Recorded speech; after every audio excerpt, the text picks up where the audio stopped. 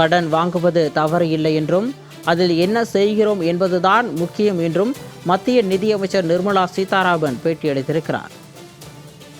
வாங்கிய கடனை அடிப்படை கட்டமைப்பை மேம்படுத்த பயன்படுத்த வேண்டும் என்றும் வெறும் மக்கள் நல திட்டங்களுக்கு மட்டுமே பயன்படுத்தக்கூடாது என்றும் நிர்மலா சீதாராமன் கருத்து தெரிவித்திருக்கிறார். தமிழகத்தின் நிதிநிலை குறித்த வெள்ளை அறிக்கை சமீபத்தில் வெளியிடப்பட்ட நிலையில் இன்று மின்சாரத்துறைக்கான வெள்ளை அறிக்கையும் தாவேக அரசு வெளியிட்டிருக்கிறது. இந்த நிலையில் மாநில அரசு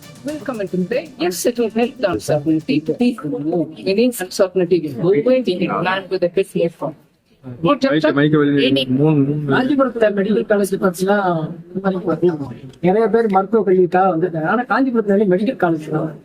அதுக்கு நீங்க தமிழக அரசு கேட்க சொன்ன மத்திய அரசு மூலமாக ஒவ்வொரு மாவட்டத்திலும் மெடிக்கல் காலேஜுகள் கிடைக்கும். காலேஜோட சேர்த்து ஹாஸ்பிட்டல் அமைக்கிறதுக்கான 3 பட்ஜெட்டுக்கு முன்னாடி நான் கொடுத்திருக்கேன். எந்த மாவட்டத்துல வேணும்னாலும் வச்சுக்கோங்க, அந்தந்த மாநிலத்தில் பிளான் பண்ணுங்கன்னு சொல்லிடுறேன்.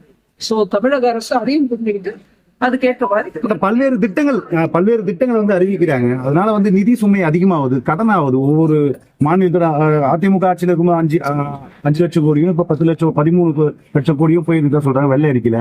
இன்னும் கூடுதலா போக போக நாட்கள் ஆண்டுகள் ஆகும், இன்னும் கூடுதலா நிதி ஆகும். ஒரு நிமிஷம், ஒரு கடன் வாங்குறோம்னா அதன் மூலமாக பொதுமக்களுக்கான சொத்து கட்டி உருவாக்கி அது பொதுமக்களுக்கு சொத்துன்னு என்னங்க, ஸ்கூலா இருக்கட்டும், ஹாஸ்பிட்டலா இருக்கட்டும், இல்ல ஒரு தொழில்நுட்ப ஒரு பெரிய நிறுவனமாக செய்யலாம். இதெல்லாம் பரம்பரை அதாவது இன்னொரு நெக்ஸ்ட் ஒரு 50 வருஷத்துக்கு 60 வருஷத்துக்கு இருக்கும். அந்த சமயத்துல மக்களுக்கு அந்த வேலை வாய்ப்பு கிடைக்கும், இல்ல படிக்கிறதுக்கான வாய்ப்பு கிடைக்கும். அதன் மூலமாக தொழில் அந்த இடத்துல வழங்கும், இல்ல அதை சுத்தி இருக்கக்கூடிய இடத்துல ஹாஸ்டல்ஸ் கட்டுவாங்க, பிள்ளைங்க ஒர்க் போறதுக்கு டிரான்ஸ்போர்ட் இருக்கும். இப்படியாக ஒரு சொத்து கிரியேட் பண்ணினா, கடன் வாங்கி கிரியேட் பண்ணா கூட அதன் மூலமாக எக்கானமியில பலதரப்பட்ட தாக்கம், நல்ல தாக்கம், கெட்ட தாக்கம், நல்ல தாக்கம் ஏற்பட்டு அதன் மூலமாக எக்கானமி வளரும். இது எல்லாரும் ஒப்புக்கொள்ள கூடிய ஒரு நிதி. அதனால நான் கடன் வாங்கிட்டே போறேன், கடன் வாங்கி அதன் மூலமா என்ன பண்றோம்ன்றதுதான் விஷயம். நீங்க சொத்து உருவாக்குறீங்களா, அதன் மூலமா கல்வி வருதா, அதன் மூலமா தொழில் வருதா, அதன் மூலம் வேலை வாய்ப்பு பெருகுதா, அதை பண்ணுங்க. அதனாலதான் மோடி ஐயா பாருங்க, ரோட கட்டுங்க, போர்ட்டை கட்டுங்க, ஏர்போர்ட்டை கட்டுங்க, மக்கள் வரட்டும், இல்ல பெரிய பெரிய ஹாஸ்பிட்டல் கட்டுங்க அப்படின்னு பண்ணுங்க. சொத்து கேபிட்டல் எக்ஸ்பெண்டிச்சர்.